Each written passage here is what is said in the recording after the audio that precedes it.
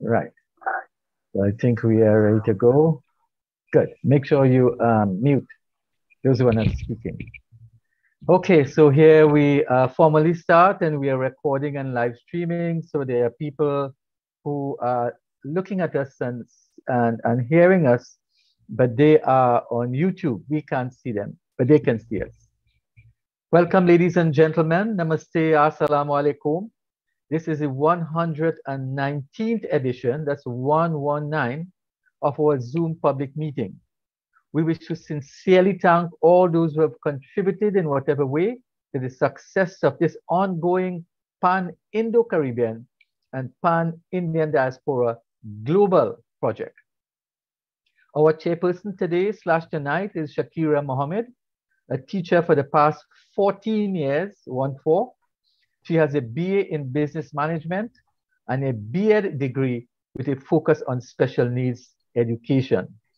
Shakira is now entering the field of holistic wellness therapies such as Shen and holographic release therapies. Shakira, welcome. Please take over from here. Thank you very much, Dr. Mahaber, for that warm and generous welcome. It's always my pleasure to chair this program. Good evening, good morning, good night, namaste, and assalamu alaikum to all of you, depending on the time zone in which you live, because as we know, there's people from all around the world in this meeting.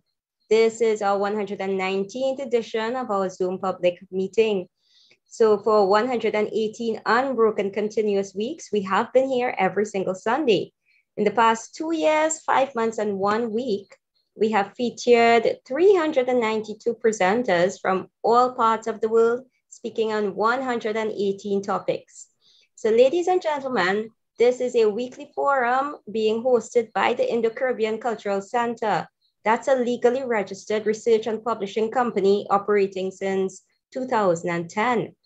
In order to continue this weekly program and to make it bigger and better, we're asking you to kindly give us your suggestions as well as donations, and you can contact Dr. Mahaber for any details. So ladies and gentlemen, yesterday was World Suicide Prevention Day. In 2014, the World Health Organization reported the suicide rate in Guyana to be the highest in the world. The rate is also high in other parts of the Indian diaspora. So to address this seemingly Indian problem, we had organized one of our weekly Sunday Zoom programs on this mental health problem. So you can check our YouTube channel or Facebook page dated August 22nd, 2021 to see the recording. Ladies and gentlemen, our moderator this evening or tonight, as some of you know her, Shalama Mohammed. She's the co-director of this Zoom platform. She's a business teacher and researcher from Trinidad and Tobago. She obtained her master's degree in business psychology from Franklin University in the USA. And she's a strong advocate for health and wellness practices based on traditional and alternative healing. Shalama, welcome. Please take over from here. Thank you very much, Shakir.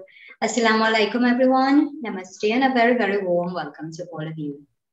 Thank you very much for choosing to spend this part of your Sunday or your Monday morning with us.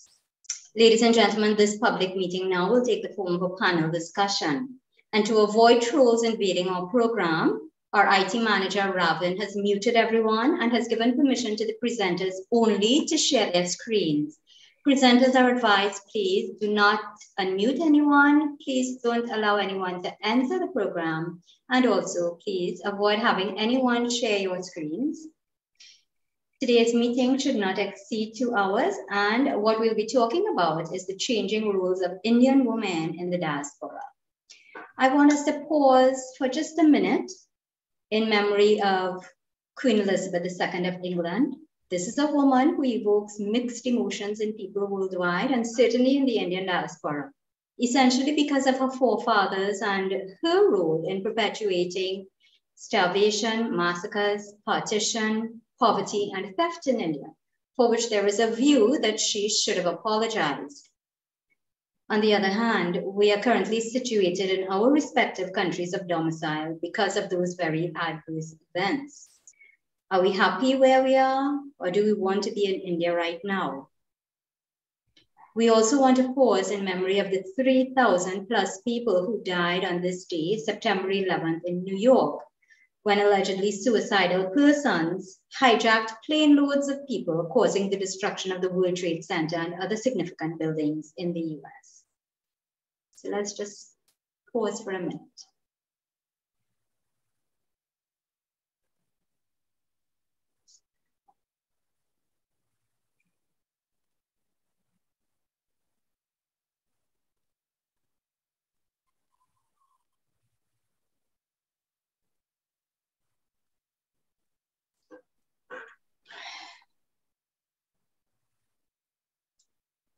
Okay, that was less than a minute, but we need to go on. So some context now about today's topic. Indian women in the diaspora have come a long way since indentureship, which began in the 1840s. They now marry at a later age and bear less children, some as few as 1 or 2. Some choose their career over marriage and family life. In the drive to empower themselves and to establish their own identity, Indian women in the diaspora stood against the dowry system, arranged and child marriages, and are still fighting against gender-based violence and racism. We need to explore to what extent have women in the Indian diaspora left behind their marginalized and invisible lives. We also need to determine whether women in the Indian diaspora have a sufficiently loud voice in private and public spaces, and if not, what measures can be taken to be heard. Ladies and gentlemen, let us now hear from our panel of distinguished speakers. And our first speaker today is Kritilata Ram from Mauritius. She's the founder and director of SSR Disability School in Triolet. She's a former senior advisor to the Prime Minister's office and a former board governor at the University of Technology. Welcome, Ms. Ram. You have 12 minutes for your presentation. You may begin now.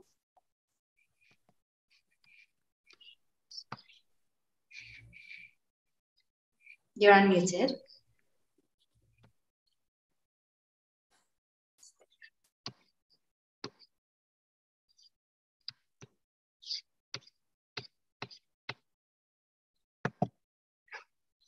I think Ravin has to show her PowerPoint.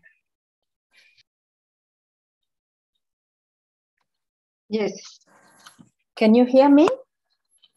Yes, quite clearly. Yeah. Yes. He's going to share. Okay. Yeah, so it's indeed a great pleasure for me to be amongst you all today to talk on this interesting topic, which have always given me the greatest interest to know more and more on women in the Indian diaspora. And I can tell you with pride today that being a Mauritian, 5th generation of Indian immigrant descent, that this Zoom meeting is a very emotional and touching one for me. And I would like to thank Dr. Kumar Mahabir for giving me this great opportunity to present this paper. So first of all, a very warm greeting from Mauritius and namaste. As you all know, Mauritius, you can change this slide. As you all know, Mauritius, after successive periods of colonization by the Dutch, the French, and the British, is actually functioning properly in collaboration and partnership with all nations. Found in the southwest of the Indian Ocean, as you will see, it's the British colony. We embark on the great experiment in importing and indentured labor from India in the 19th century, which later became a majority population group. And between 1835 and 1875, we have around 75,000 Indian women, which have been estimated to arrive in Mauritius. This was really a very diasporic community and for humanity, you know, and we all know about the plight that they have suffered while coming to Mauritius and working on the plantation to produce sugar. Having a fixed wage of 5 rupees a month, laboring from sunrise to sunset, and having clothing only one sheet, one blanket, one jacket. And as ration, they receive for men only 2 pounds of rice, and women 1 pound and a half. This only, I'm giving only one example to see how the sad story of the woman Girmitia when they reach Mauritius. And they were exploited. They were exploited and humiliated. They suffered from injustice and oppression, not only by employers, but also by their menfolk and even by their parents. Girls were forced into unwanted marriage or physically abused by husbands and employers. However, they were strong and not passive. They took actions to defend themselves against injustice by writing to the authorities at that time. And we have proof about this. You can change the slide. Since this early settlement, we find that the role of women in all occupation in the Mauritian society has incurred many changes. These Pravasi women have come a long way. These can be products of so many factors. It can be effect of women liberation movements. It can be by the policy, the rapid transition in the setup of the economy from an agrarian to an industrial setup. And progress also, it can be also through the technological advancement, and also through determined advocacy, practical action, and enlightened policy making by the authority of Mauritius. Ethically speaking, the living standard of Pravasi women has risen considerably from that image of the earlier Indian women diasporas, docile, wearing their saris or other outfit with their bindis on forehead, changed to a dynamic, confident, and highly educated woman, ready to face any situation in the world. They have come out of the four walls of the house and found their way to higher education. This has been possible due to there was the first Prime Minister, Piayu. He himself was a Piayu who gave free education to Mauritius. And then later his son, also Piayu, Dr. Navin Chandra Ramgulam, who added the free transport to Mauritius for students and for everyone to go to school to enjoy the education. Education, I can say, has made our women more independent and now no longer dependent on their spouses to lead their lives. Girls could be seen in all spheres of employment. We can find women occupying high posts of decision-making in the public as well as in the private sectors. Women of the diasporas are holding responsible posts as judges and lawmakers. Because of them, Mauritius has achieved parity in terms of women's representation as high court judges with more than 47% of questioning judges being women, including Piayu. They can be seen as senior chief executives and holding responsible jobs at senior levels as public officers in various ministries of Mauritius. We have many women taking the jobs of teachers, and especially for teaching Oriental languages, and is thus contributing a lot for the propagation and development of Hindi and other Oriental languages. In doing so, what do we see? The Pravasi's woman worked for the advancement and preservation of languages in Mauritius and preserve the essential cultural values of different communities to create a united culture of Mauritius. The women thus showed that they have not lost their links with their past, with their culture, their language, or their religion. In addition, at the same time, maintaining link with Mother India by keeping the Indianness and celebrating traditional festivals, Hindus, Muslims, as we say, Telugus, doing Kavedi, Eid, Holi, Ganesh Chaturthi, and so on. We must acknowledge that these women are still attached to their oral traditions and language, which play an important role as a carrier of culture. With keeping, at the same time, the Bhojpuri songs and dances in Mauritius, with keeping these songs and dances of our ancestors alive, well known as Geet Gawai in Mauritius.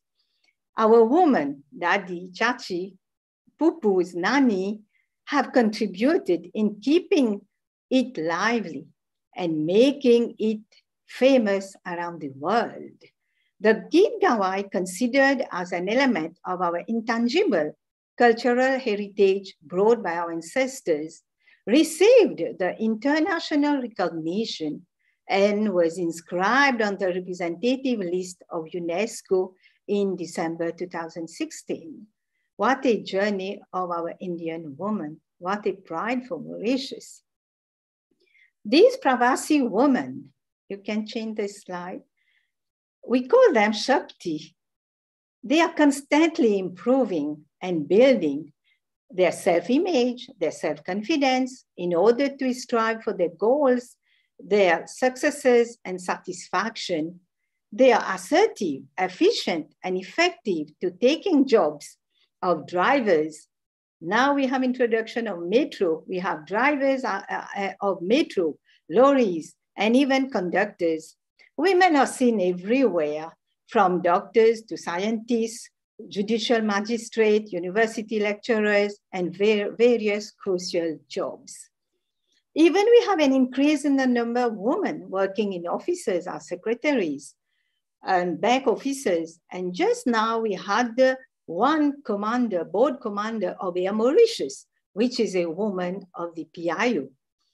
And they are entering almost every sector, not only the caring and teaching sector, but now entering the male-dominated sectors, as we have seen. Women from PIU have not left their fields. They are looking after the Mother Earth, Dharti Ma, as we say. They are in the agriculture sector, even with degrees and knowledge. Researchers, scientists working effectively in fields of sugarcane, tea plantation, and growing bio-organic vegetables and fruits. And some going to the extent of preserving them by setting small and medium enterprises. We can also see large number of women in the sewing, embroidery, and fashion industry with their small, medium enterprise. Women of PIU are also working in the breeding of poultry, sheep, cows, and other animals, and thus enable Mauritius to be self-sufficient in food production. These developments have brought a positive mindset approach in men towards women's careers. We have a remarkable increase in the number of engineers, whether it is mechanical or civil. Both from rural and urban women are equal nowadays. They are playing an extremely active role in the economic field, rising from homemakers to breadwinners. Women are no longer considered frailty, and gone are the days when they were subjected to suffering both physically and mentally. Our women are now emancipated from the slavery of men to a considerable extent. We have had, I can say, many of the protection and many acts of domestic violence, Equal Opportunity Act, which have been passed in the Legislative Assembly, looking after all these gender issues. Thanks to the government that these measures to promote equality of the sexes have been possible for these women to go higher and higher in the ladder. And when we see these women working everywhere and the Equal Opportunities Act being there, which prohibits direct and indirect discrimination on the basis of marital status and sex, among others. More and more women are empowered and coming in the forefront, as said, in all fields. Why? This is also one reason that we can say, because they are enjoying a good health status as well as their families. Improvement in the medical field has played a major role in boosting up their status, where long ago our Indian women had to face problems when they fell sick. It was more difficult to treat them by doctors, as they had to travel long distances to cover miles to reach for a doctor. And what happened at that time, which I learned from my grandmother, that pregnant women even gave birth to their newborn babies on ox carts, while others' death awaited them.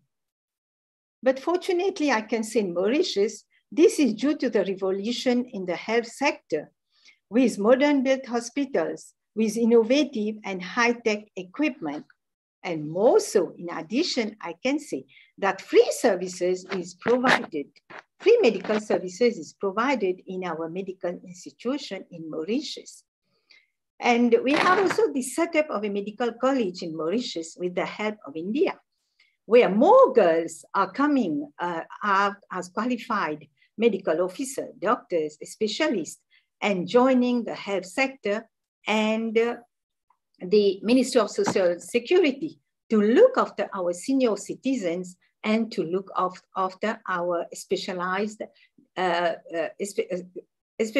needs of our children. So this is more about girls and women in Mauritius. I can say also that this is also, with the bill, which has just been passed in the Legislative Assembly, the Children's Bill, where now child marriage is illegal because long ago, back at that time, children that is more from the people of the Indian origin, they were getting married below 18, but now it's 18 years that they can choose their spouses.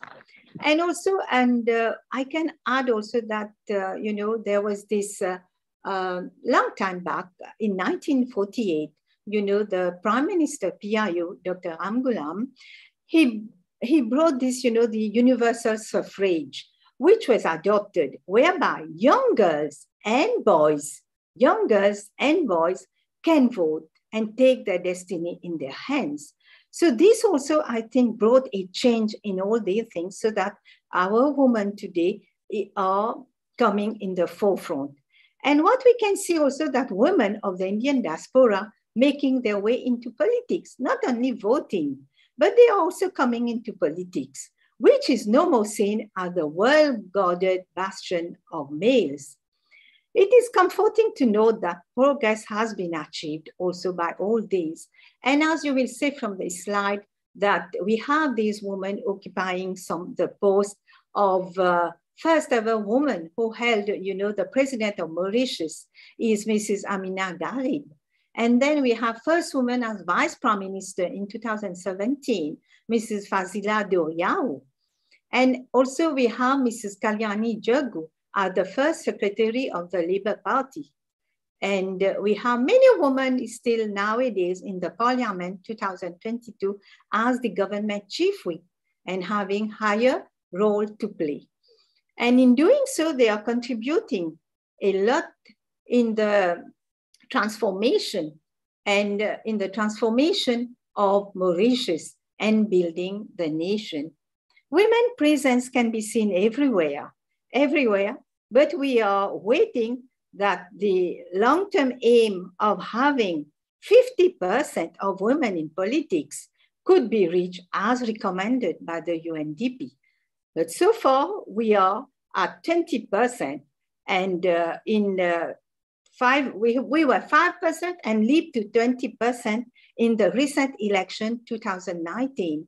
So we have to reach, as the UNDP recommended, about 50%.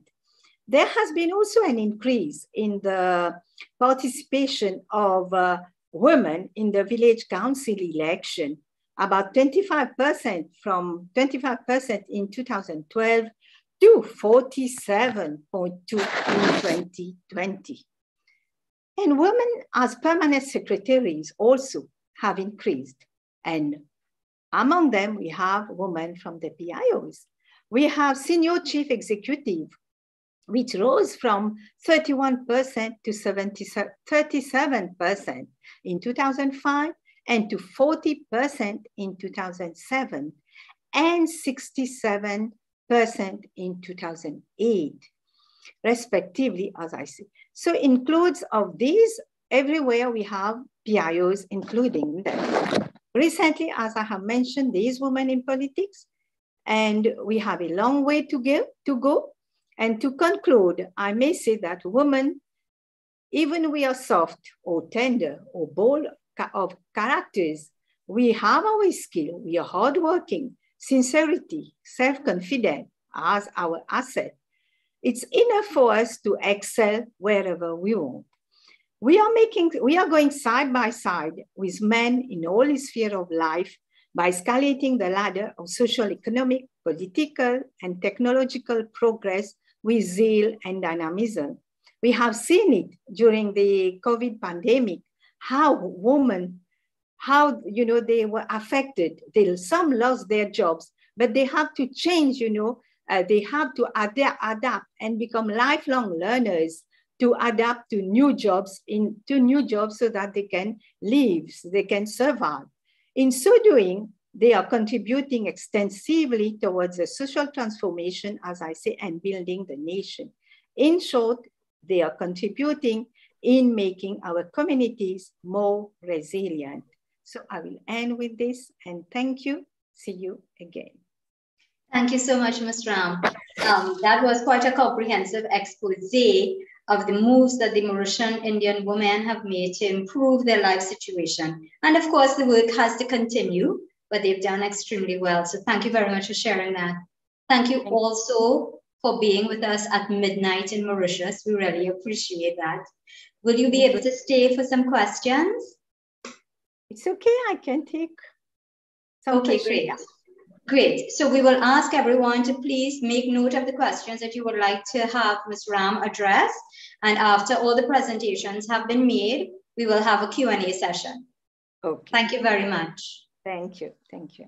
So let me introduce you to our second speaker now. And this is Dr. Kogilam Parthap from South Africa. She's a research associate at the University of South Africa and a series editor of Tell Your Mother's Story, a publication of the Oral History Association. Welcome, Kogi. Go ahead, please. You have 12 minutes. Please unmute. Can you hear me? Yes, clearly. Good evening, good morning, good day, namaskar, prem namaste, vanakkam, assalamu alaikum, sanibonani. Sanibonani is the isiZulu greeting to multiple people, which means I see you. South Africa has 9 provinces and 11 official languages. During colonial times, this province was known as the Colony of Natal and is the home to the Zulu nation, where the indentured Indians were transported to. I have a disclaimer at this point in time. I am not going to be speaking in terms of the religious leaders, the radio and TV personalities, the sports high achievers, those involved in technology, business leaders, entrepreneurs, etc. And this is because of the 12-minute time limit that we have. Next slide, please. Okay, we moved on. That's a picture of me, 1982. Next slide, please. It is indeed my pleasure to speak this evening on a topic that I'm passionate about. As one of the first senior portfolios that I held, despite being a relatively young teacher, was that of gender convener of the South African Democratic Teachers Union, North Coast region, 30 years ago, way back in 1992. I was thrown into the deep end by the late Mr. A.R. Rambaran, but since I have grown in awareness and have been challenged in later decision-making roles, such as the CD's editor for the Tell Your Mother's Story publication. This is a picture of me, this is a picture of me being a delegate in 1994, post the elections. Next slide, please. The topic for today, the changing roles of Indian women in the diaspora, should be deliberated along the lines of how society's perception of women have changed. Firstly, we should concur that women wanted and needed to change and did not want to see themselves as being subservient. Secondly, they took on roles and responsibilities outside the home in a really threatening public arena. Next slide. In order to investigate and report on the findings of the changing roles of Indian women, an understanding of the initial role of the Indian female national has to be interpreted. They came as wives, daughters, and sisters. Some of them ran away from India to avoid various forms of brutality. They also wanted to escape their desperate living conditions. Some were even trapped and forced by the recruiters to get onto the ships. Some wanted to be emancipated. Once aboard, their dream perhaps took a turn south, as their destiny was to arrive in this country and see firsthand what the reality was. The indentured laborers, female laborers, came here to either work with their families, work on the fields as laborers, or to engage in menial tasks. During and post indentureship, many Indian nationals, widows, unmarried women, and women separated from their spouses preferred to remain here and give their children and themselves an opportunity that they may not otherwise have if they went back to India. How brave were these women to continue to live here under various situations, but they, and I firmly believe this, laid the foundation upon which later generations have benefited. Materially, these women came with almost absolutely nothing, yet they left their descendants with such a legacy. They came with the strength of character, an unshakable belief system, endurance, stamina, passion, and ambition. They came with these attributes, which gave impetus to the initial role that they played upon landing here. From this cohort of indentured workers and later the passenger Indians, the caste system disintegrated. Out of this mix of class, religion, and ethnicity, a community culture evolved. When the laborers arrived, it was the first time that North and South Indians met each other. This fusion and mixing resulted in the extension of thought, action, and possibility. One of the main building blocks enshrined in this community culture was that the Indian youth, especially the male child, should be formally educated. And soon enough, the girls themselves decided that they wanted to study. Thanks to their independent thinking parents, they allowed their daughters the opportunity to study. So from parents and grandparents who toiled the field, the female child left the agricultural setup and domesticity of the communal home situation to change the world and take her place on the universal stage. Her role evolved from sugarcane plantocracy oppression to progressively moving into the world. Initially, women were the childbearers, nannies, cleaners, cooks, homemakers, elderly caregivers, and basic home to farm commuters. This was their life. But that situation evolved very quickly, and there was a newfound freedom of expression and action amongst women. Next slide, please. I have interviewed Mr. J.S. Singh as his grandmother came to this country in 1895, married in 1900, remained and built a hut with her husband and had 2 children. In 1908, her husband passed on and she made the decision to remain in this country. Being the sole breadwinner and having no other family, she single-handedly brought up her 2 children. By virtue of his reflective memories and personal testimony, Mr. Singh, who was 29 years of age at the time of the passing of his grandmother, shared with me a very real persona of the Indian woman who came to this colony. From those research-based interviews, I can report that the indentured Indian female laborer was strong-willed, determined, and powerful despite her status. She picked up the baton and continued the race. Next slide, please. Moving along to the current situation in our country. Published on September 7th, 2022, South Africa's population sits at approximately 60.6 million inhabitants. The Indian counts approximately 1.56 million. This being the case, it is objective to state that Indian women have carried not only this populational responsibility, but she has suffered severe hardship, intense abuse, physical pain, emotional trauma, and so much more. But she has moved from this role. She was the life-giving entity who ensured that we as South Africans are where we are today. Next slide, please. And this lengthy introduction is shared to showcase the growth of the South African Indians as 152,184 Indians arrived here. From laborer status, not just cutting cane and cleaning herbs, but cutting across all boundaries and borders, female descendants have taken on national government parliamentary postings, international United Nations positions, and so much more. Women's roles have changed predominantly because of the intrinsic inner and need and basic external survival need. Next slide, please. Moving on to some of the trailblazers.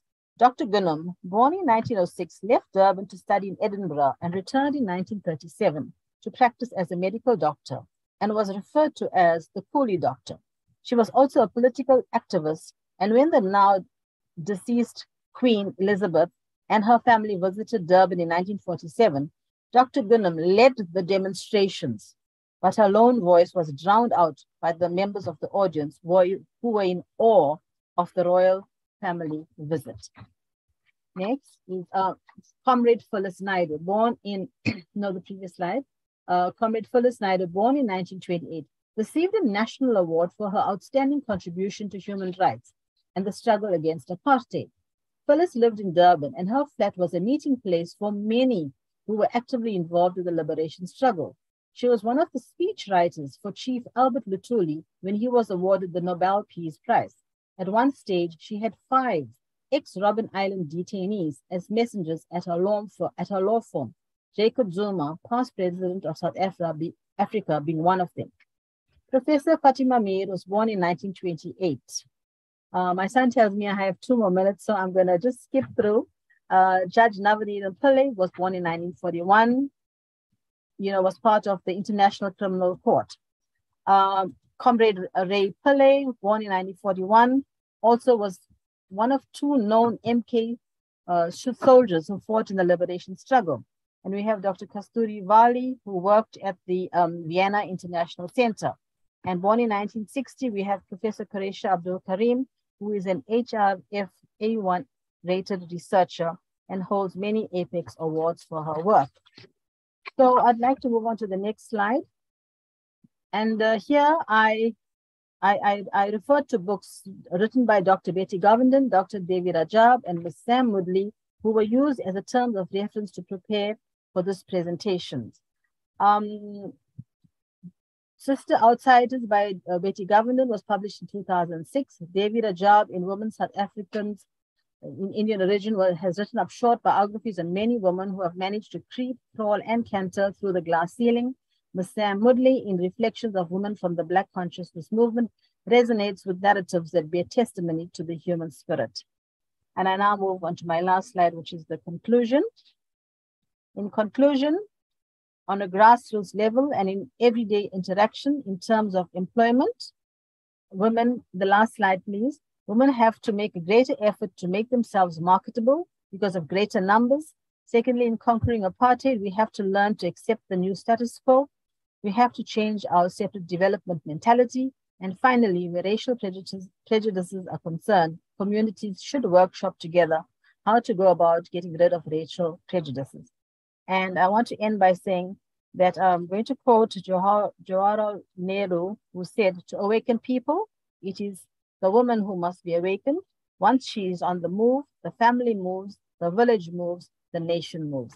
And on that note, we can just view the last 2 slides. Kogi, take your time. I'll give you 2 minutes. Okay, all right. So my son is prompting me on the side, so I missed some of the paragraphs. Yes. I don't want you to rush through it.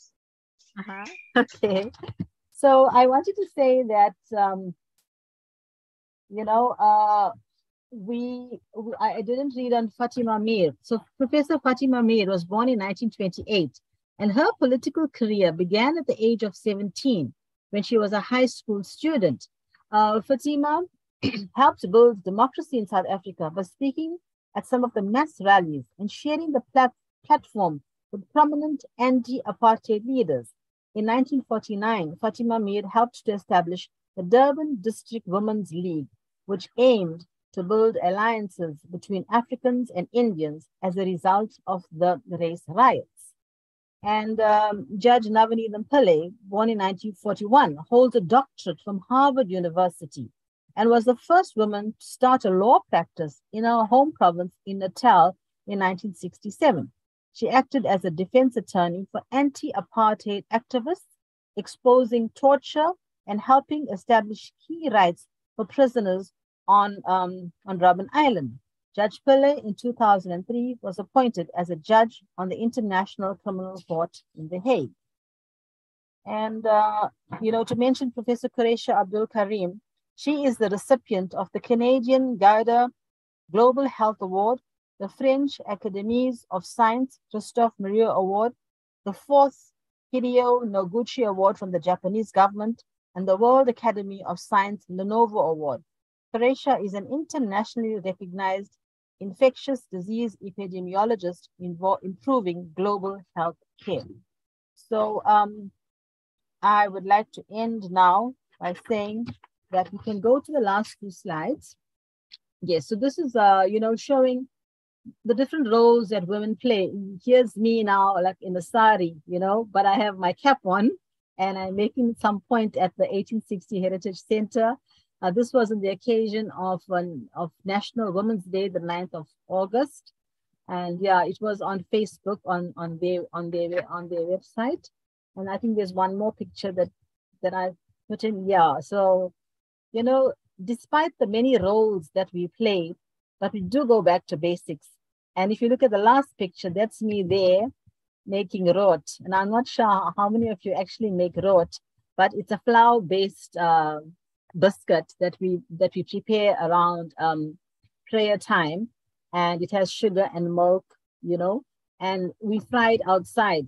And despite the qualifications we have and other aspirations and the accolades, but we do go back to our roots, and that's part of our changing roles, that we don't forget our culture. So that's me frying on a very hot morning, frying some rot.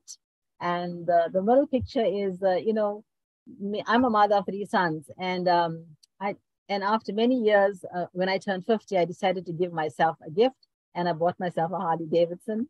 And of course, the first picture on the left is the cover of the Tell Your Mother Story, which is now going to be released, the 5th volume, and this is a product of the Oral History Association of South Africa, which is an agent of the National Department of Sports, Arts and Culture. And I'm going to end there. And thank you very much, Shalima, for the extra time.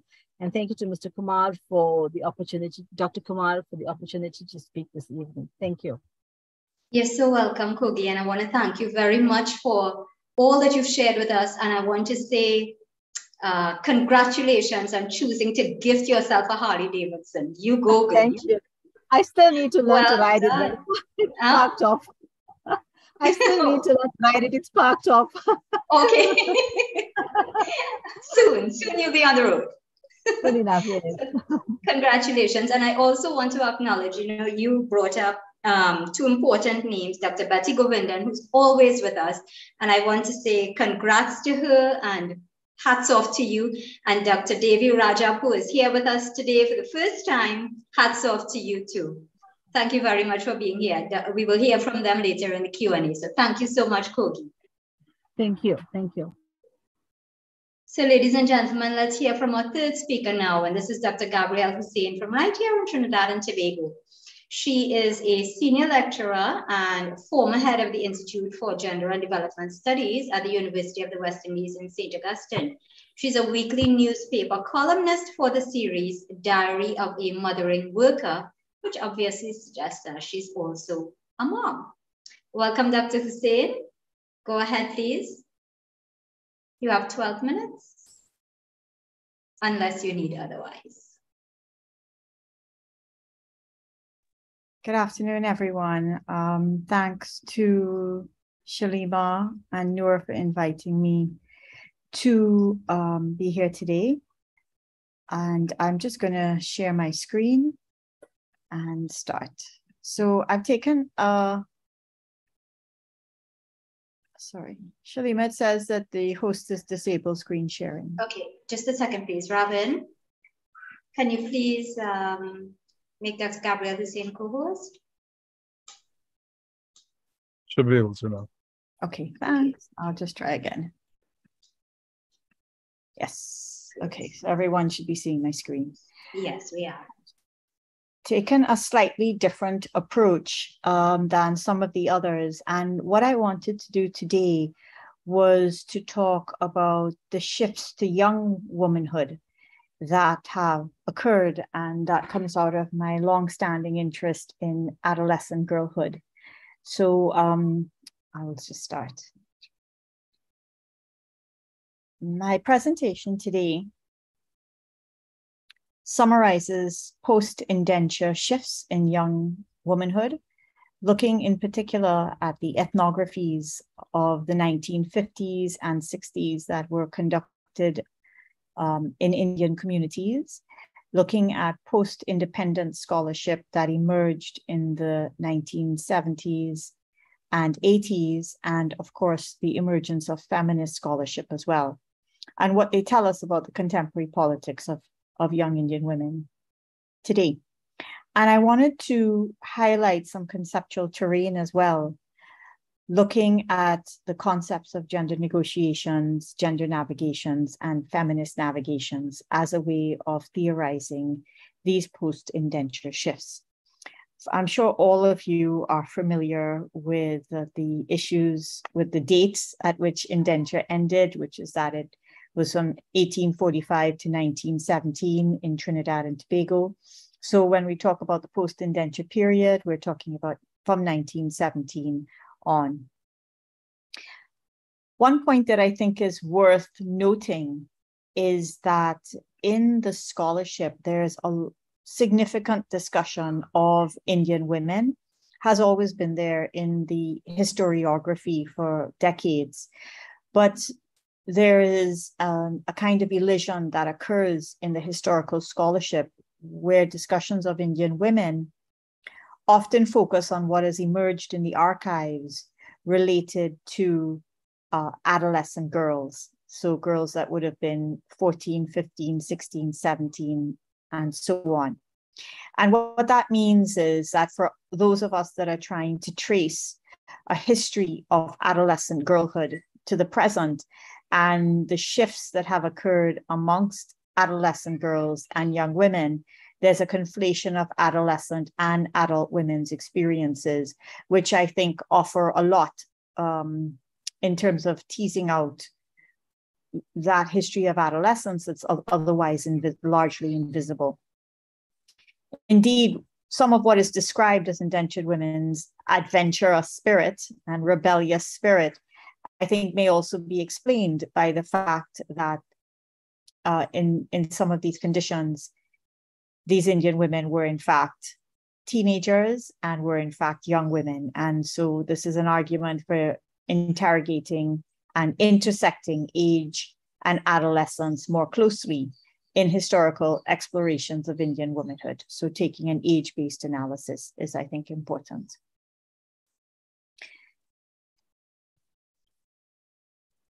In the scholarship, significant literature on the issues of persistence and change, cultural persistence and change amongst Indians, and in particular amongst Indian girls and young women, began to emerge through the ethnographies that were conducted in the 1950s and 60s, just prior to the turn of independence.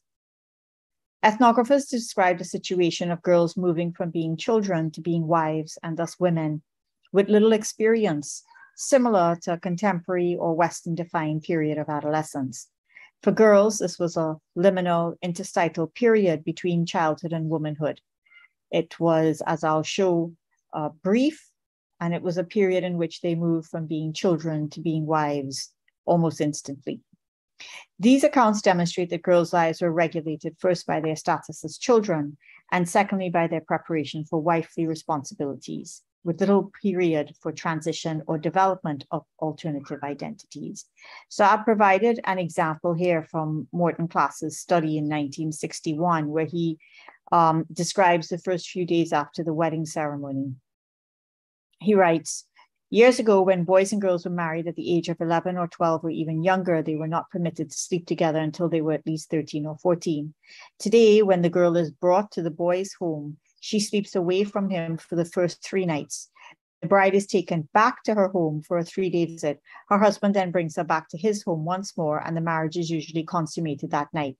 From now on, her hair must always be covered by an orni, and she's in the presence And when she's in the presence of her husband's male relatives and friends, she's a married woman." And the emphases are mine because I want you to see that in this paragraph, the girl moves from being a girl to a bride to a woman in a matter of 3 days. And so to see how that shift happens instantly because there was no period of adolescence. By the 1950s, particularly with the introduction of schooling in the 1940s, which transformed the lives of Indian girls, or began to transform the lives of Indian girls on a much larger scale. So, of course, Presbyterian schools were available for Indians to go to school from the late 1800s. My great-grandmother, for example, was attending school at the turn of the 20th century, but access to schooling was far from widespread. So when there began to be the introduction of schooling in the 1940s and 50s, it made a constitutive shift in the history of how Indian young women's roles and later women's roles changed. By the time we get to the scholarship emerging in 1969, for example, and we look at a study called We Wish to Be Looked Upon, which was conducted by Vera Rubin, she collected her data on the eve of independence in Trinidad in 1960. The scholars were able to document how across ethnic groups, girls' career aspirations were influenced by their knowledge of social requirements and their perception of appropriate roles. Yet, in particular, Indo-Trinidadian girls aspired to a university education and jobs requiring a university degree. In fact, what was significant about this data, which was collected amongst thousands of secondary school students between 1959 and 1960, is that amongst all groups, Indian girls most wanted to be prime minister. The authors concluded that against the background of traditional and changing cultural patterns, education was seen as a channel to a career and personal independence rather than preparation for a housewife role. The widening chasm between traditional expectations regarding appropriate women's roles and girls' own feelings about personal fulfillment was informed by the powerful attraction that a career offered and the changing gender norms, which were opening new options. This was seen to be particularly true for these confident Indo-Trinidadian girls who were, quote, more anxious and willing than the others to break with traditional sex roles, which had historically limited girls' educational and employment opportunities. They had extremely high aspirations. Scouring the post-independence scholarship through the 1970s and 80s, we're able to see this continued shift. That is the changing role of the bride. I'm sorry about that. That is the changing role of the bride, and represented a third phase in the development of the Indian family in Trinidad. In this regard, Agostino argues that the family and its role in socializing girls was not breaking down, which is a kind of stereotypical argument that's made, but in fact, the Indo-Trinidadian family had become a strong vehicle for modern aspirations. In fact, the whole family then began to reorganize itself around an idea of girlhood that could access education and employment and rising age of marriage. Nevadomsky, who returned to Klass's site in the 1980s, 20 or 30 years later, described changing gender and generational practices. and argued that the rising age of marriage and higher levels of education were encouraging young women to enter marriage with rather firm notions about their roles as mother, wife, and housemaker. And by the time Professor Patricia Mohammed is writing about this in the late 1980s, she's arguing that this generation of women had greater choice, freedom, and opportunities to renegotiate patriarchal family relations. I'm getting to this because of something very crucial that marks a shift in how Indian women were able to define their roles and the legitimacy of them doing so. These points that I've covered in the scholarship suggest conceptualization of a burgeoning idea and time of adolescence, marked by the encounter of values of different generations and groups, and girls' growing responsibility as individuals for their feelings and choices.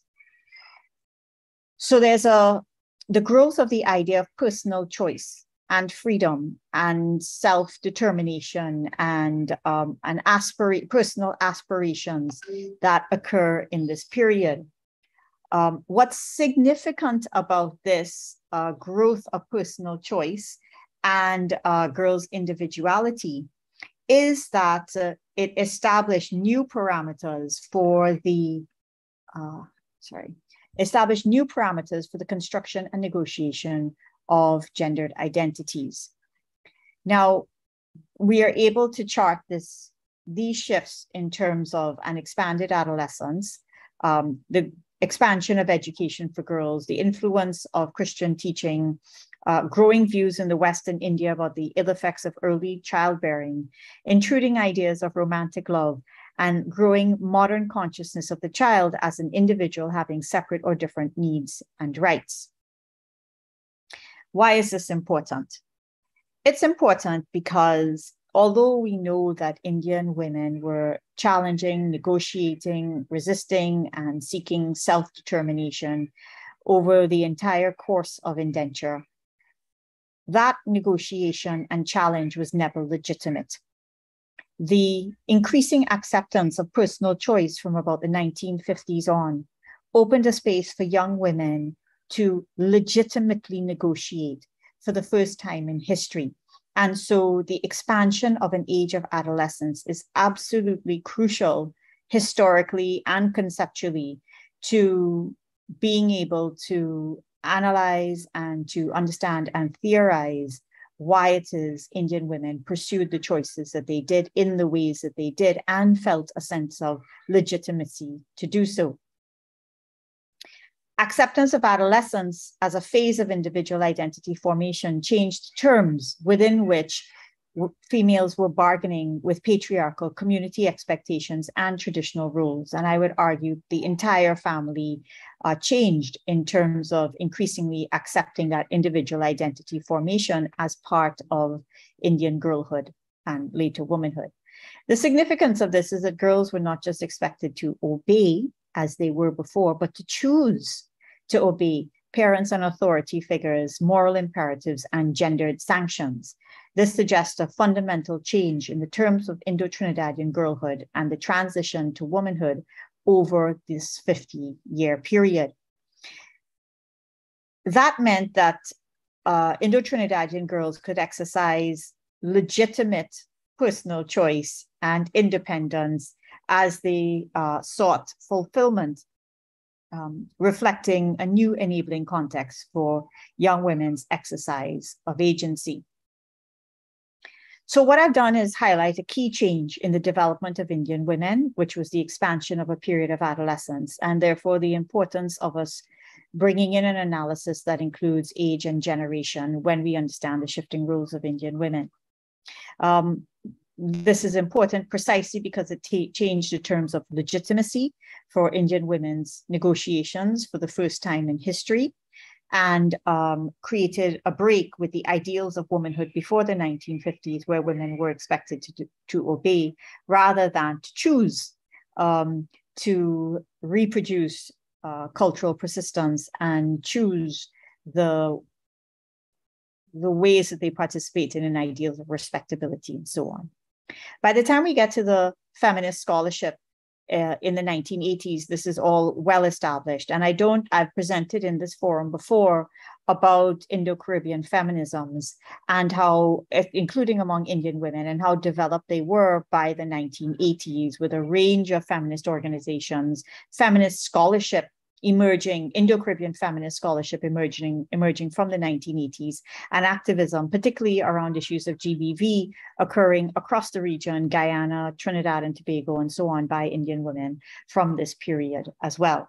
And the scholarship began to move from de-emphasizing obedience or disobedience to looking instead at how women negotiated, contested, manipulated, and defied constraints to secure aspirations for themselves and their children. So as I wrap, I want to say, well, what's the conceptual terrain that I've been traversing in thinking of historically in this way? The first is to build on Patricia Mohammed's concept of gendered negotiations, where she looked at Indians in the period of 1917 to 1947 and conceptualized gendered negotiations to refer to the ways in which masculinity and femininity are constructed by men and women themselves, Indian men and women, how they interpret received gender ideology and either challenge or reinforce existing paradigms. Situating the time period allows one to investigate the specific conditions which frame the expected roles and lived practices of each sex. However, as we begin, and this is the rest of that definition, these negotiations, and this is a famous quote from her work, comprise the compromises, arguments, conflicts in the domestic sphere or in the wider society by legislation, media debates, or other organized or unorganized forms of female or male resistance, and so on. However, by the time we get to the turn of the 21st century, we can make the argument that Indo-Trinidadian women had moved from gendered negotiations, that is, negotiating the ideals that were established for them, to what I call gendered navigations, which is that they were not only seeking individuality within gendered codes and roles, but were also able and to some extent compelled to move among and choose from a range of competing prescriptions. And this is absolutely key because they, at this point, Indo-Trinidadian girls becoming women are facing a range of expectations related to education and careers, as well as marriage and motherhood. And so the idea, not only have the options opened, and not only are they negotiating the expectations of each of these, but they are also navigating amongst them in terms of creating a balance of identities and practices. And so moving conceptually from negotiations to navigations helps us to chart the shifting rules of Indian women. And I believe this is my last slide, yes. As we move to 2020 or the post-21st century, we began to then conceptually also move to feminist navigations. So whereas gendered navigations describes us moving among and choosing from competing prescriptions regarding womanhood, feminist navigations draws attentions to the shifts that feminism in particular has made to the terrain for gender and sexual rights and empowerment, and includes maneuvering feminist analyses and activism and the diffusion of feminist ideas of equality, choice, individual aspirations, and personal fulfillment, which have become diffused, Patricia Mohammed uses the phrase, like sugar in coffee.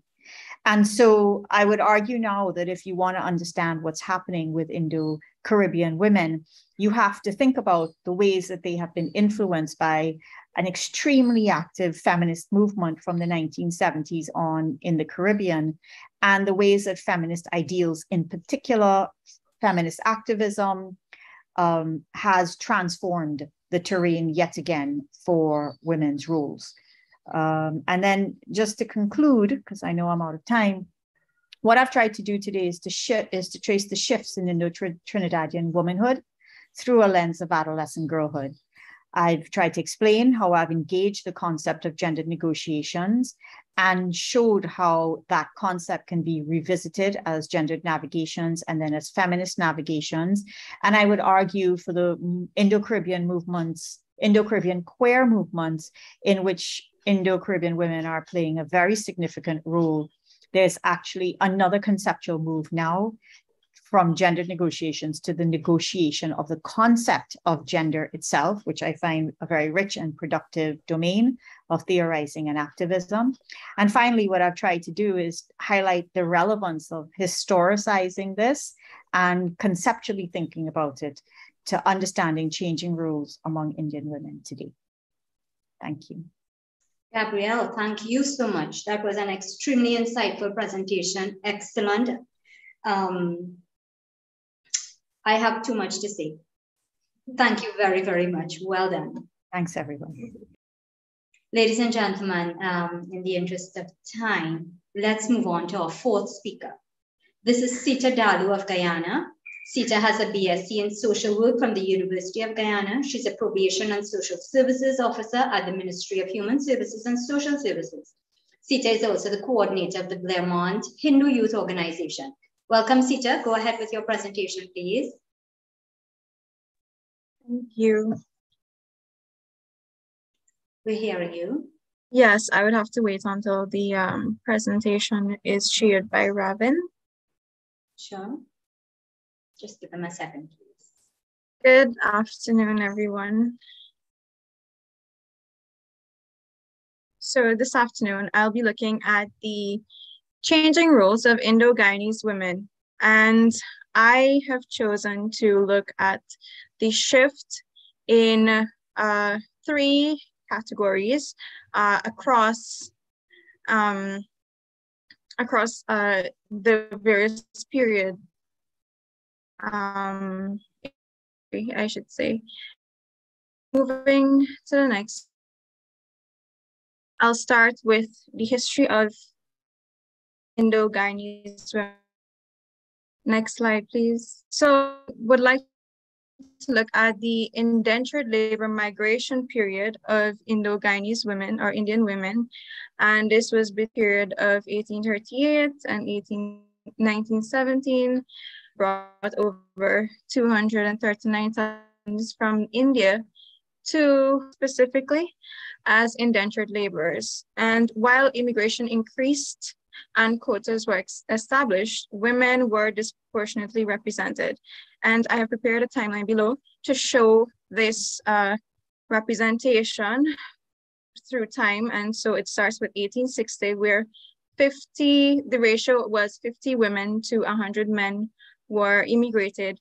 In the period of 1890, that would have reduced to a ratio of 41 women to 100 men. And then in the 1900s, it would have increased to 62 women to 100 men. And one of the reasons for this, based on my research, is basically the gender stereotype or role that was established where women were considered economically inferior to men. And so certain roles, certain jobs were seen to be male dominated. So working on the plantation, more than likely were seen as men were more productive in those areas. Next slide, please. So I have looked at 3 areas as it relates to the history of oppression against Indian women. First being the gender roles or gender stereotypes, I should say, where it was seen that a woman's primary role was that it was the duty of a wife and mother, and women were seen as weak and economically inferior to men. And so this would have affected their roles. We move on. As I move on to marriage, the marital rights of women was not recognized by colonial government in Guyana, especially as it relates to Hindu and Muslim marriages. And so basically, those marriages, those unions were not recognized. And if a husband was to die, then the women had no right to access any benefits from that union. And women were often forced to stay in abusive relationships as a result. And this is basically where women if they're not able to benefit from the relationship, obviously they would not be able to leave the relationship due to fear of not being able to sustain themselves. In education opportunities were offered to the male population predominantly, while the girls were groomed for marriage. And this comes back to the first stereotype that I spoke of, where a woman's duty is that of a wife and mother. So women were basically socialized to into those roles, and so they were not afforded educational opportunities as the same educational opportunities as men. Moving on, please. Next slide. All right. So the evolution of Indo-Guyanese women's roles, we're going to look at a shift. Next slide, please. A shift in these roles post-indentureship. So as it relates to gender role, more specifically employment, a large number of women joined men in the workforce to provide for their families, and women were often organizers of social customs, though they rarely engaged in political or social institutions. So the economic instability is one of the, I should say, main factor that would have led to women joining the workforce, having to provide for their families to meet the needs that, I guess, men being the sole breadwinner couldn't provide for. And it's very common in Guyana whereby women were more versed in organizing religious events, social events, but in terms of taking up leadership roles and being engaged in political or social institutions, those were primarily led by men. So as we move on to marriage, between the 1957 to 1961, Cheddi Jagan, as premier, pushed for the official recognition of by a Hindu priest or the movie. And so this would have impacted the rights of women, especially within a marriage setting. As it relates to education, in 1925, only 25% of Indian children in primary schools were girls. If we are to compare it to present day, significantly a small amount. However, it was an improvement given the previous stats. In the 1950s, attitudes to education for girls had changed sharply within the Indian community. And this would have had to, given the change in the social setting and the evolution. Next slide, please. Right, so the change in roles of Indo-Guyanese women, specifically present day. Next slide. So, next slide, please. Thank you. So, if we are to look at the current the current changing roles of Indo-Guyanese women, we see that currently there is more representation of Indo-Guyanese women in the political, social, industrial, or even technological sectors. We have women representing in government. The Minister of Human Services and Social Security, under which I work, is a female minister, Indo-Guyanese woman. And so Indo-Guyanese women are now seen entering and dominating what was once considered a men-dominated workforce. As it relates to marriage, the existence of marriage laws, common law, union, inheritance laws now ensure that women's rights to access benefits. And this now afford women the freedom to leave abusive marriages and relationships, because they're now granted the right to access benefits if they are to leave a marriage. As it relates to education, 84.6% of girls and 73.6% of boys complete lower secondary school in Guyana as of 2010 data. And I think this is a significant stride that it should be noted. More emphasis is being placed on education, primary and secondary, for both Indo-Guyanese women and men, boys, and girls. And so in concluding, I want to share a quote that was shared by our Minister of Education, who is an Indo-Guyanese woman, Priya Manik Chand. And it says, if we only say to our girls, you can be anything you want to be, without creating the environment that allows for that to be true, then we would have failed our world. To our girls here in Guyana, we promise you to create a hospitable environment that would allow you the freedom to be anything you want to be. And so that there speaks to the change in the accessibility of resources being afforded to women that can now support their growth and their changing roles in the Indo-Guyanese community. Thank you. Great. Thank you so much, Sita. That was a very good overview of the factors that really affected women's empowerment and social mobility in Guyana. So thank you very much. And I only just saw your private message to me on the chat. So sorry. Would you be able to stay on, or do you need to go? I would have to leave. I'm so sorry about that. Okay, well, to everyone, thank you very, very much. And if there are questions for you, we will probably have to email them to you. So thanks once again for being here and for that insightful information. Thank you for having me. Thank you. Ladies and gentlemen, let me now introduce to you our final speaker for today. And this is Nafisa Ali, who is also from Trinidad and Tobago. Nafisa is a real estate and construction business executive and a graduate in fabric and batik design and cosmetology. Nafisa is the widow of the late parliamentarian and economist, the Honorable Ashraf Ali.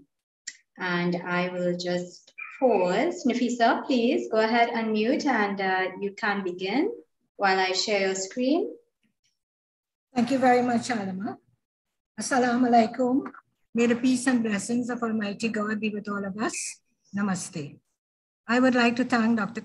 Kumar Mahabir, Mr. Shalama Mohammed, and the ICC group for inviting me to a presentation on the changing role of Indian women and about my own life story. I grew up in Kurup in a very humble Muslim home. My father was a civil servant, businessman, who had a vision for education and religion. My mother was also part of the business, helping him.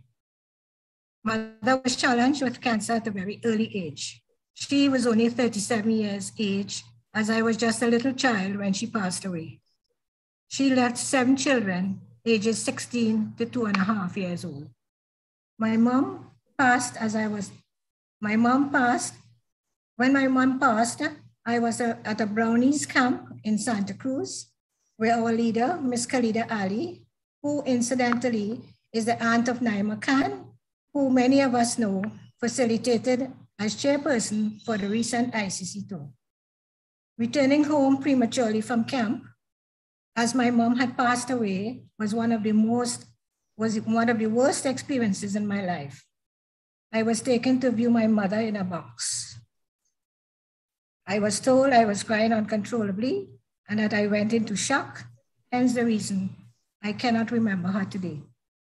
Her passing was extremely difficult to cope with, as I was a child for 7 years until my brother Abu Talib arrived. I refused to go to school, but that changed after time. Can you imagine at 9 years, my father, my sister, and myself had to take care of my 2.5-year-old sibling.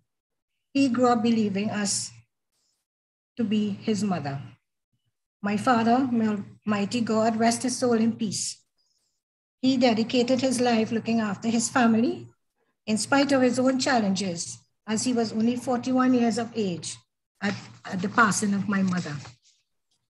After writing common entrance and awaiting results, our household helper, who worked with us for a very long period, had to leave us.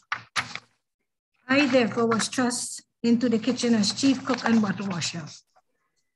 During that time, I had to instinctively find ways of coping.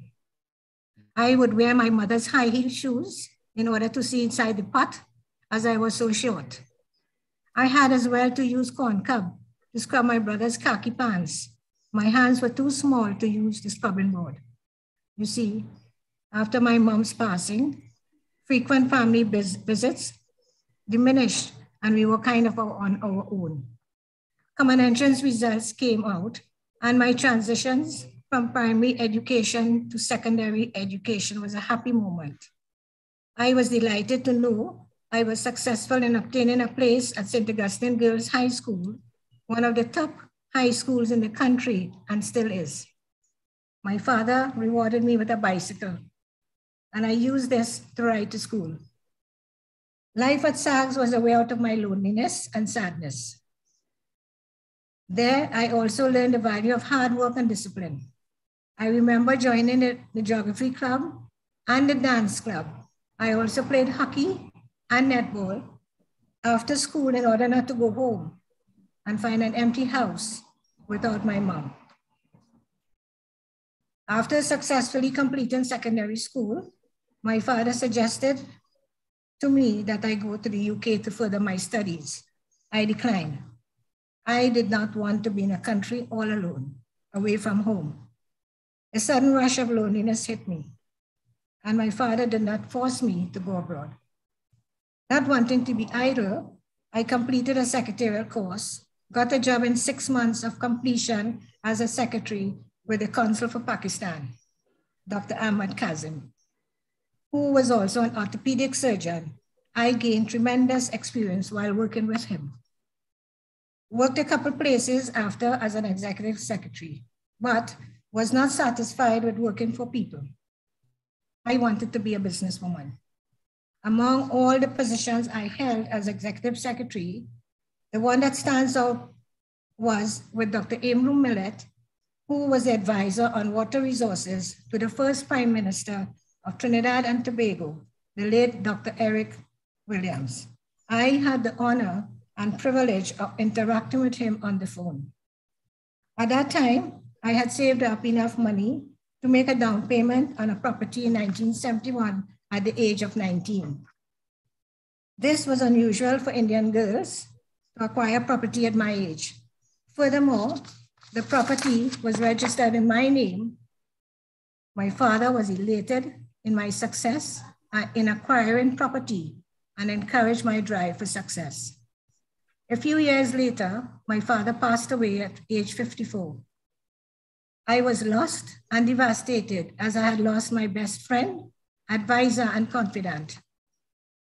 As if by divine intervention, I met my late husband, Ashraf Ali, who was a good friend of my eldest brother, Jinnah, and who also knew my parents. Ashraf Ali was an educator, an economist, a parliamentarian, a director of the Caribbean Agricultural Research Institute, CARDI, businessman, and a religious leader in Islam. During the 90s, we were both invited to attend several conferences in Korea, Japan, Washington, and Uruguay on world peace and island nations, etc. Also in 2005, we attended religious conference in Pakistan, and in later years, a few in Suriname and Guyana. At these conferences, I met and interacted with former world leaders, members of parliament, diplomats from countries like Malaysia, the Pacific Islands, Caribbean, Vanuatu, Fiji, Australia, the Philippines, Bahamas, Sri Lanka, the UK, and many other countries around the globe. These conferences were of the highest standard. At Washington Conference, the late Honorable Kamaluddin Mohammed, former acting Prime Minister of Trinidad and Tobago and other ministries, and the Honorable Ashraf Ali former Member of Parliament, and myself were presented to former President Gerald Ford at a banquet. We also met and interacted with a former prince from the Middle East who lives in the UK now. Accompanying us on later conferences were the Honorable Kamaluddin Mohammed, the late Honorable Kadba Joseph, former Minister of Education, and the late Linda Babulal, former Senate President. Being married to my dear husband, Ashraf Ali, was the highlight of my life. He took me to every single conference to which invitation was extended to both of us. Kamaluddin Mohammed was so grateful for the invitation from Ashraf Ali to attend these conferences, he found it fitting to include us in his autobiography, Kamal, with write-up and pictures in his book.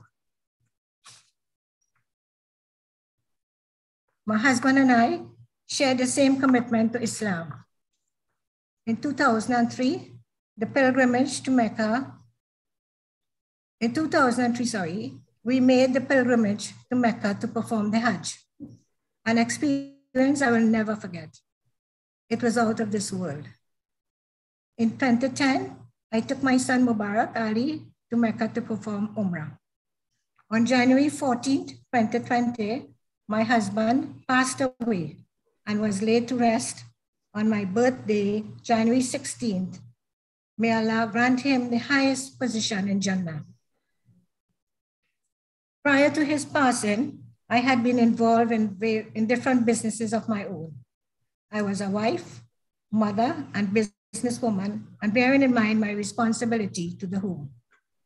I completed a cosmetology course, opened my own salon for a few years, but chose to give it up in order to attend to the children's education as they were writing common entrance. They were successful.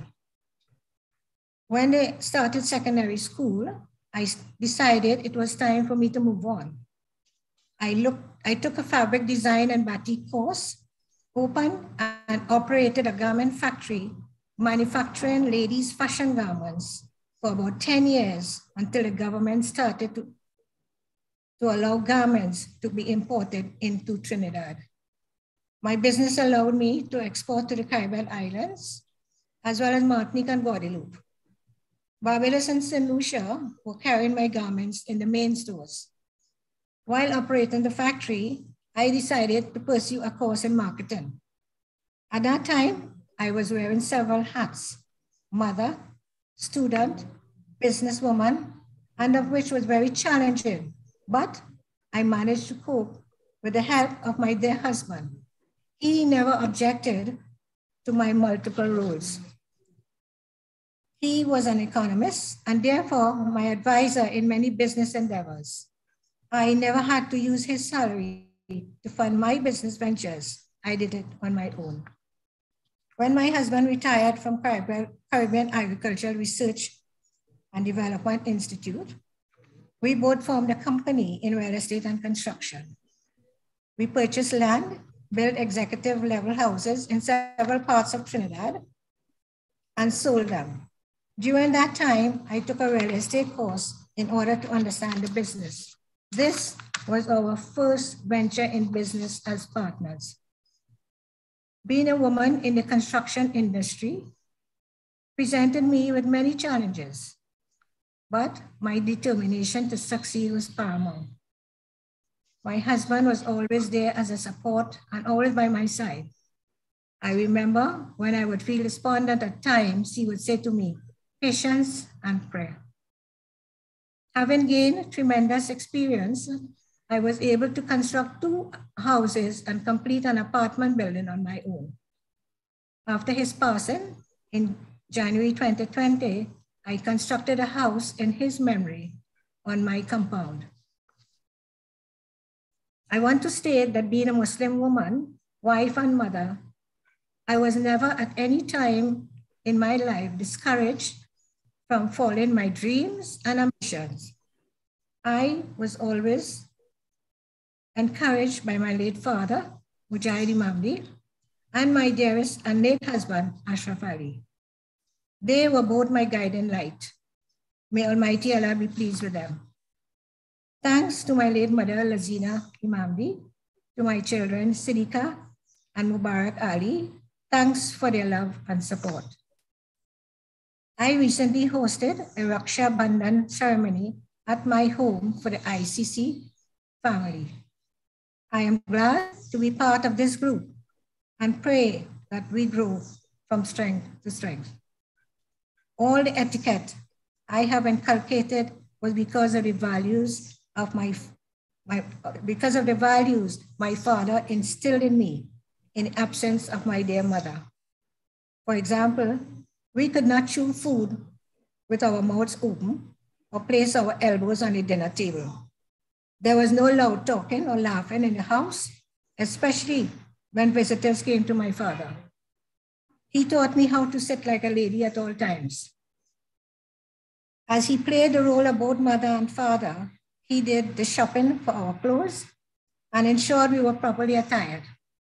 Today, I feel a sense of great gratitude to him in the manner in which he has shaped my life. May Almighty Allah reward him for his efforts. At present, I am a business executive in real estate and construction with my own company, QPAS Investment Company Limited. I am also an executive member of several NGOs. I, at this point in time, would like to wish the ICC all the best and thank you for inviting me on this program. May God bless you. Thank you. Thank you so much, Nafisa.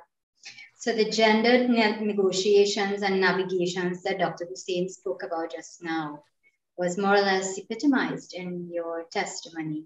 And I want to thank you so much for sharing from your heart. We really appreciate it. Thank you so much. It was my pleasure. Great, thank you. Ladies and gentlemen, to all of our presenters, thank you very much for your expertise, your effort, and your sacrifice for today's presentations. This meeting, of course, is being recorded live. It will be uploaded later after editing on YouTube permanently for posterity. We are also live streaming on YouTube, and I just want to say hello to everyone who's on YouTube. If you have a question or comment or a contribution, I'll ask you now to please raise your electronic hand in the reactions button at the base of your computer screen. Only then would our IT manager, Ravin, allow you to speak. I want to invite, first of all, Dr. Devi Rajab, who is the author of South Africa Woman from Indenture to Democracy. She's an award-winning columnist who writes a regular column for Confluence, which is a London-based online newspaper on South Asians in the diaspora.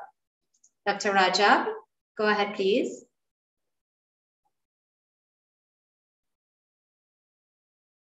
Can you unmute?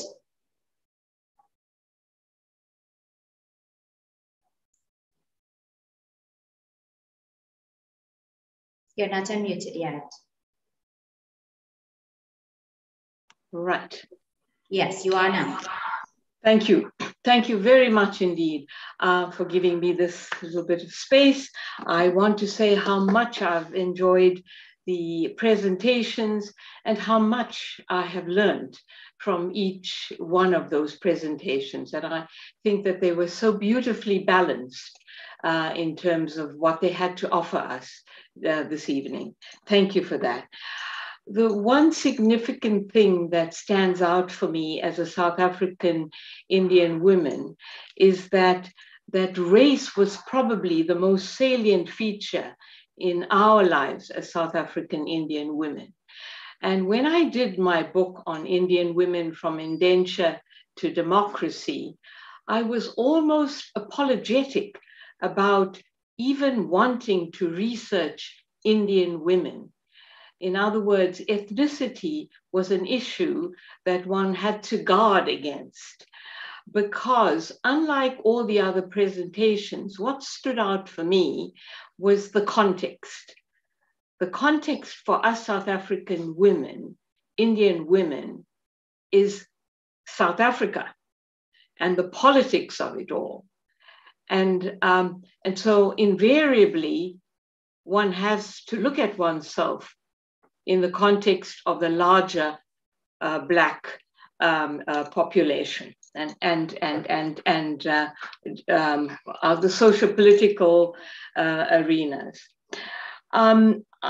So from that point of view, my book started off trying to explain and welcome and kind of initiating conversations across the board to say that it was quite legitimate to acknowledge the impact of Indian women over 160 years of settlement, and to ask the questions, how have they fared? And more specifically, how have they contributed to the land of their adoption? And who were they?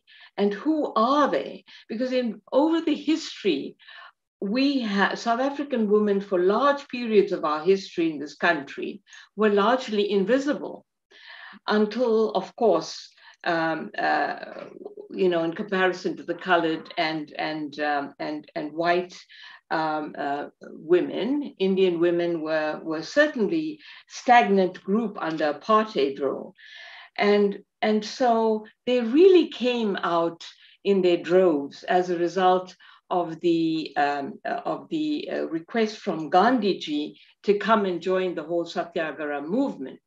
And so from there, we found that Indian women who were very, very subservient within the context of the family suddenly emerged.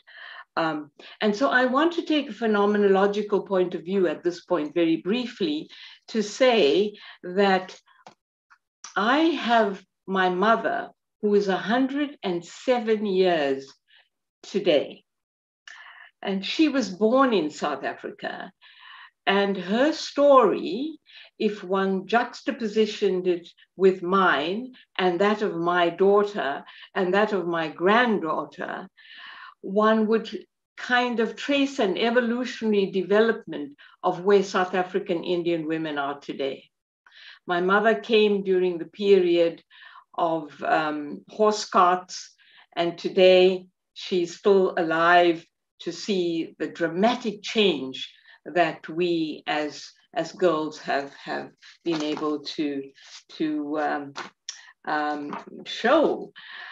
And I think that the earlier presentation, Kogi covered it very beautifully when she went across and told you about the great personalities that we've produced in South Africa, despite the fact that we had tremendous difficulty politically. My education was at a separate institution for Indian girls. And thereafter, I was forced to go to a separate racially differentiated university only for Indians. When I went away to America to study and came back, I could not sell my labor any place else but at an ethnic institution. And here I found that I had tremendous barriers to face. The one was that I was a married Indian woman, and because of that, married women were temporary members of staff. We were paid less than men, and our jobs were temporary. And so when I lost my job after 7 years of being temporarily employed, I had nowhere to go. I had no job. And as an Indian woman with a master's and postgraduate research in the field of psychology, I found that I was very, very marginalized and nowhere to sell my labor. And so that was one of the many challenges that I faced as a woman, as an Indian woman in particular. And from there, one had to almost reinvent oneself and create a position for yourself because nobody would help you. You were on your own. So racism was a tremendous barrier that we Indian women had to face. But in my book, I found after we reached democracy, there was a renaissance in terms of Indian women, and their growth and their opportunities increased dramatically.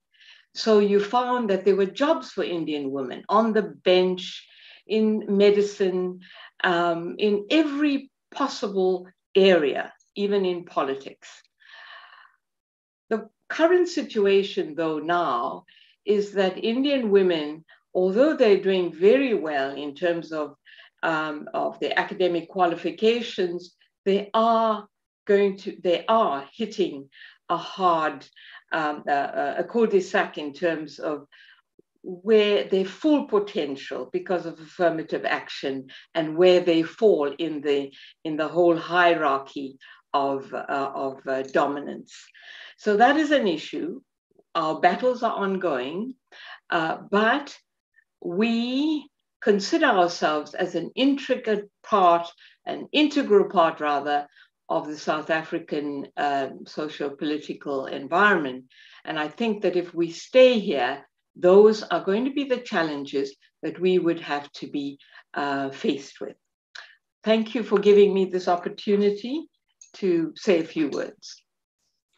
We appreciate it, everything that you've shared. It's interesting that you should raise that whole idea about race, because we didn't hear it coming from any of the other presenters in any of the territories. So thank you very much for pointing that out. Thank you also for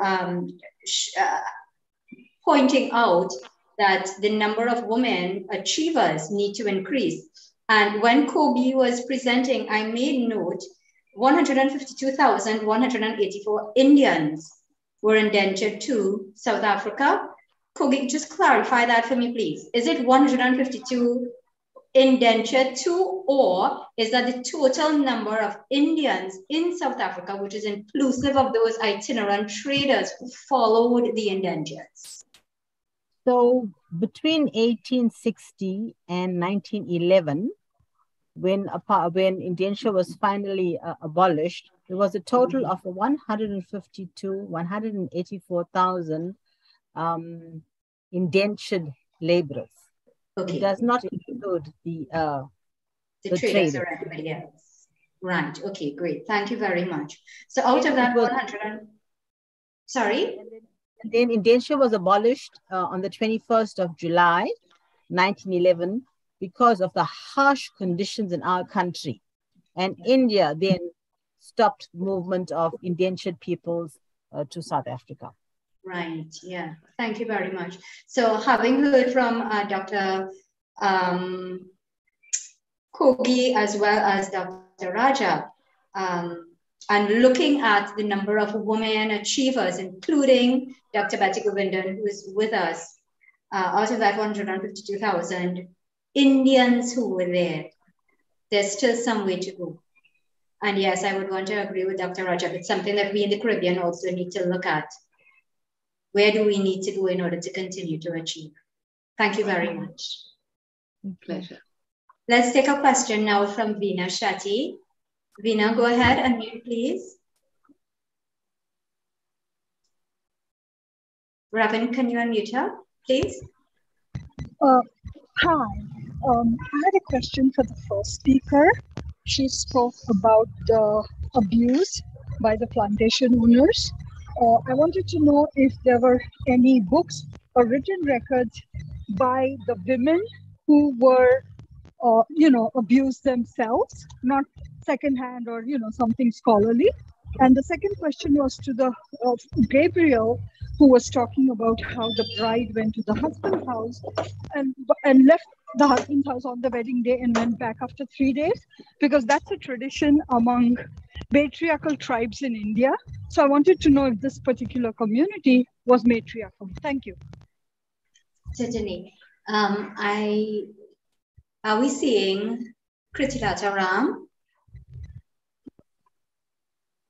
Ms. Ram, are you with us? Okay, Dr. Gabriel Hussein, would you mind responding to the second question, please, about whether or not we have a matriarchal or patriarchal society? Well, actually, that's an excellent question that had not occurred to me prior to this. Noor and others who are also Indo-Caribbean historians might also be able to answer that.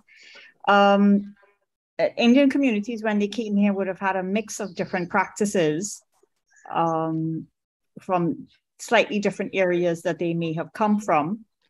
And so I don't know that they had come from matriarchal communities in India. I think what I was showing mostly in that quote by Morton Klassen, he's studying communities at that point in the 1950s, was mainly the extent to which there wasn't an age of adolescence for Indian girls as yet. But that's an excellent question. I'm happy to have others answer it.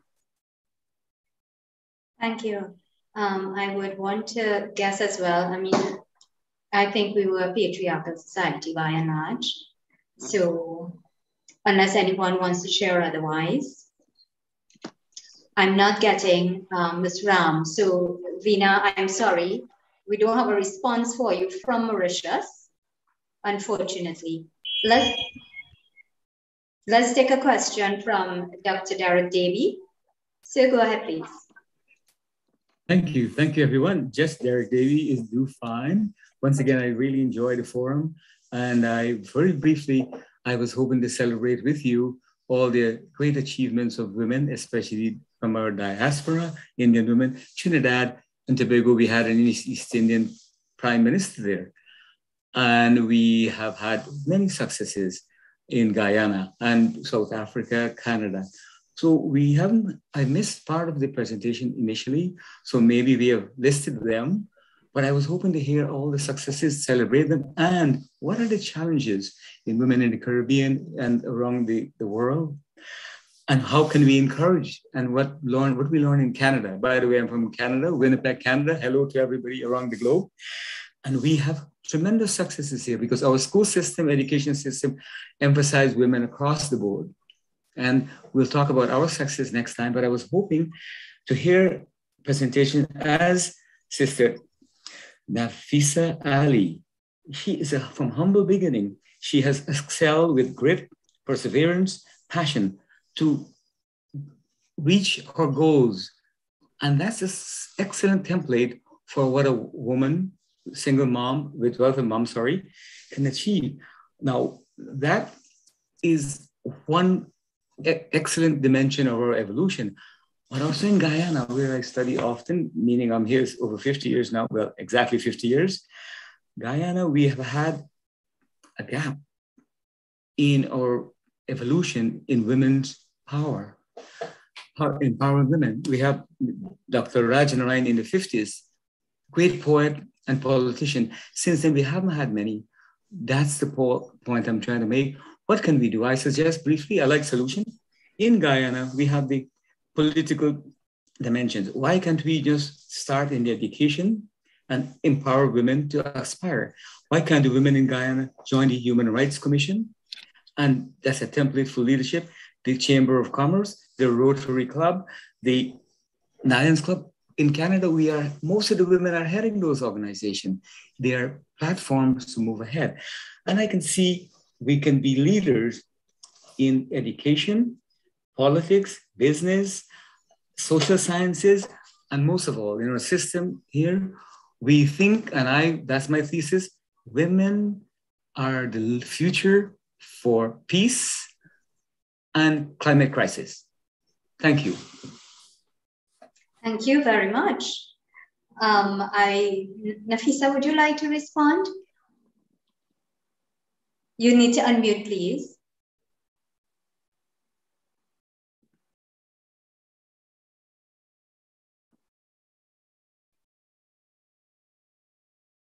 Okay, you're unmuted now. I would like to say thank you to him for, saying what he said, because I really started from humble beginnings. And I must say, it was a challenge throughout my life. At one point in time, I did not have a childhood. And that was because of the situation we were in, without a mother in the home and having to do what I had to do. But God has gifted me with a good husband and good children, and I'm grateful for that. Thank you. So essentially, it is those in your environment who really propelled you. Would that be correct, or were you self-motivated? Because I did not get that. I just want to clarify whether it was those in your environment who propelled you to become who you are, or was it because... Yes, very much so. Those who were in my environment, my parents, my siblings, my husband, and my children. So your environment was important, but at age 19, you became a property owner. Yes. There are some women at age 50 who still do not own their own property. So well, I always wanted to own a property, and I saved for it. And at the first opportunity I got, I made a down payment on one. Hence the reason I did it at that age. I didn't want to use the money then. Right. So a large part of it had to do with self-determination as well. Yes. Yeah. Great. Thank you very much. Dr. Rajab, you wanted to add anything? I'm curious. I'd like to know from all the speakers, how had they been received as Indian women in the general, by their host countries? Are they totally immersed within the host countries, or are they seen as separate entities? Racial entities or ethnic groups. Okay, thank you. Kogi, do you want to take that first? You'll have to unmute, yes. Yeah. So, basically we grew up within our communities. That was our identity. In South Africa, I'm an Indian. And we are treated differently. When even to this day, when I go to meetings, I'm the only woman. I'm the only Indian. I'm the only woman. So I'm the only South African woman of Indian heritage. You see, so when I go to a meeting, like we're going to be launching Volume 5 next month. If we have 100 people in the room, we probably have maybe 2 Indian women, and I don't even know if there'd even be Indian men there, depending on the province, that we go to. So, so I'm still, I have my Indianness about me. I have my dot, I have my string on my arm, so the traditions are there. I mentioned in my speech that we had cultural communities, because that's what happened when the indentured laborers came to South Africa. They set up cultural communities because you had a place of worship, you had a school, all built by the indentured laborers themselves. It was not state aided. It was all the indentured laborers. They saved up, somebody sponsored the land. So that's how we grew up. And even post 1994, after the elections, we're still seen, as a different group altogether. Before 1994, we were seen as privileged because we were not as harshly treated as the Black African. And then post the election, our situation was that we were favored previously, so now we are not equally enough to have the spoils that come with the democracy. So we've always been challenged. We've always had to try harder. We've always had to make a plan. And I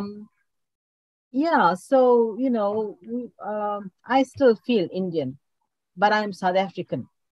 I'm South African at the end of the day, because when I go to India, I don't feel Indian, I feel South African. So it's a hybrid personality that we have. And that's what I can say. It's a hybrid personality that I have, Thank you. Dr. Gabrielle Hussein, would you like to respond to Dr. Rajab's question? Sure. I think it's complex. So, for example, I've spent since 1995, the last 25 years in the Caribbean feminist movement, and have been mentored by women like Patricia Mohammed, for example, Brenda Gopi Singh, so many women, Indian women who were in the union movement, Tara Ramutar, who was a member of the Caribbean Association for Feminist Research and Action, as well as by non-Indian women. And so in progressive political feminist spaces, I think race is still a site of tension, but because there are other politics that you're pursuing, you are able to get together across racial differences. I think scholars from Colin Clark, Danny Miller from the 1980s, Colin Clark in the 1980s, Danny Miller by the 1990s, and others had begun to document, interestingly, that even while Indians and Africans are the two main ethnic groups, and of course there are a number of other ethnic groups in Trinidad and Tobago, not just Indians and Africans, that even while discourses of difference were as powerful and as prevalent as ever in their daily consumption practices, that Indians and Africans were becoming actually more alike than ever before in their foods, in their notion of material culture, in their participation in national cultural practices, whether it's Carnival or it's Christmas. So it is interesting that at a symbolic level in relation to politics, but also in relation to the necessity to the long historical division of people by race and origin, that those discourses are, and racial tensions and racism by both groups is as dominant as it ever was. But if you look at other levels of material and consumer practices and daily lives, they are actually more similar. A note should be said about Kamla Persad-Bissessar, who was the country's prime minister and who at the time was elected by an overwhelming multi-ethnic majority in 2010, as was Basdeo Pandey in 1995. However, the backlash that she has received, I think, has been both raced and also gendered. And so she is very much targeted and put down as an Indian woman. A lot of words are used against her in attacks on her that include that she's immoral, degenerate, shameless, and so on, highly gendered, sexist attacks that also position Indians as untrustworthy. That said, Mrs. Persad-Bissessar herself, could have done so much better than she did while she was in office. And there were many ways that she, for example, she did not change the laws to end child marriage because she didn't want to sacrifice for votes from the religious Muslim and Hindu right, for example, and even the Pentecostals. And so she could have also made very different decisions than she did.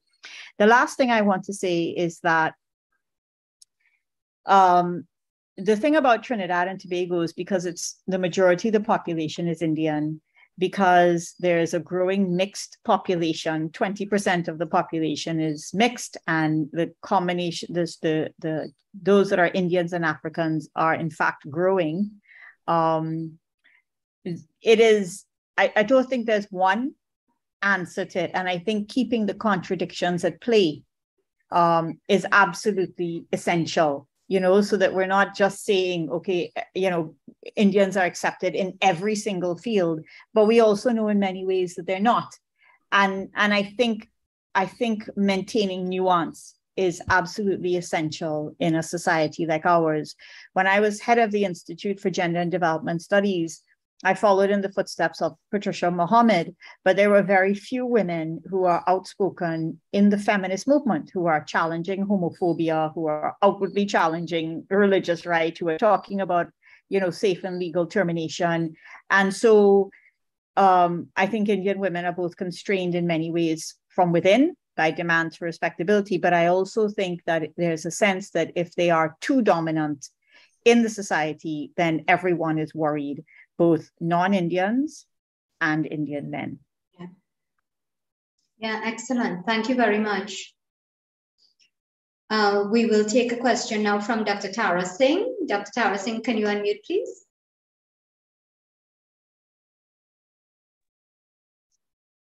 Good evening. Namaste, assalamu alaikum.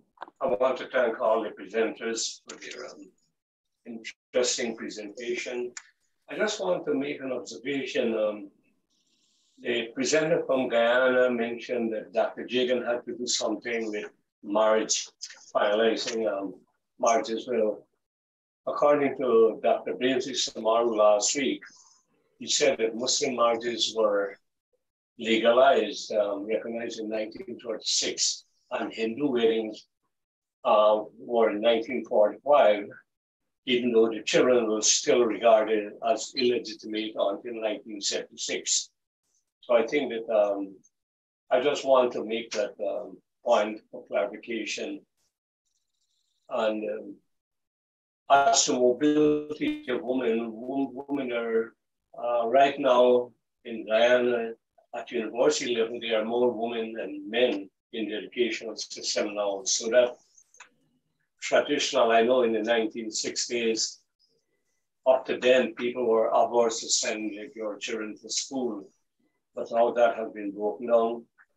Whether it's a cultural breakdown or assimilation of Western values, I really don't know, but it's a question of, I think the economic imperative was very important. People need, with rising costs, of two people to work in the family, etc. But these are things, I just want to make an observation about the marriage, and I would have liked if we could detail the accomplishment of more women. We have women in Guyana like Rajkumari Singh and others who have done human service in the cultural area. So I would have thought that presenters like the young lady from Guyana would have mentioned some of these women who have distinguished themselves. She didn't mention about the Minister of Human Services, the Minister of Education, etc. But there are other women who have contributed significantly. Once again, I want to thank the presenters for the research and interesting points of view on this. Thank you. Thank you, Dr. Tara Singh. Ladies and gentlemen, at this point in time, we're at 5:10 p.m., so we've gone about 10 minutes beyond the time. I note Dr. Ashwat Maraj and Sita, I note that you all want to ask questions. Please, can we hold it until we end? You still will have an opportunity to, as long as our speakers just hold on with us. So ladies and gentlemen, I want to bring today's presentations to a formal close. And I want to say thank you so much again to all the 5 presenters who did extraordinarily well, extremely enlightening information. So thank you for presenting, and also thank you for participating. I'll now close and hand you over to Shakira to formally bring today's program to an end. Shakira, go ahead, please. Thank you, Shalima, for being a wonderful moderator as always. Thank you all for taking part and taking the time to participate. And thank you especially to the presenters for their fantastic presentations. As I've said before, this public meeting is being hosted by the Indo-Caribbean Cultural Center. Feel free to contact ICC to publish your books and reports. Remember that we are asking you to kindly give us your suggestions as well as donations, and you can contact Dr. Mahaber for details. Thank you to the advisory and planning team led by Dr. Kumar Mahaber. And thank you also to our IT manager behind the scenes, Rapin Ram Singh, who has been recording the program and will edit and upload it to our website and to YouTube permanently for posterity. Our next Sunday topic will be education trends in the Indian diaspora. Please like, share, and follow our Facebook page. I am Shakira Mohammed of Trinidad and Tobago saying goodbye. May God bless you all. Dhanyavad.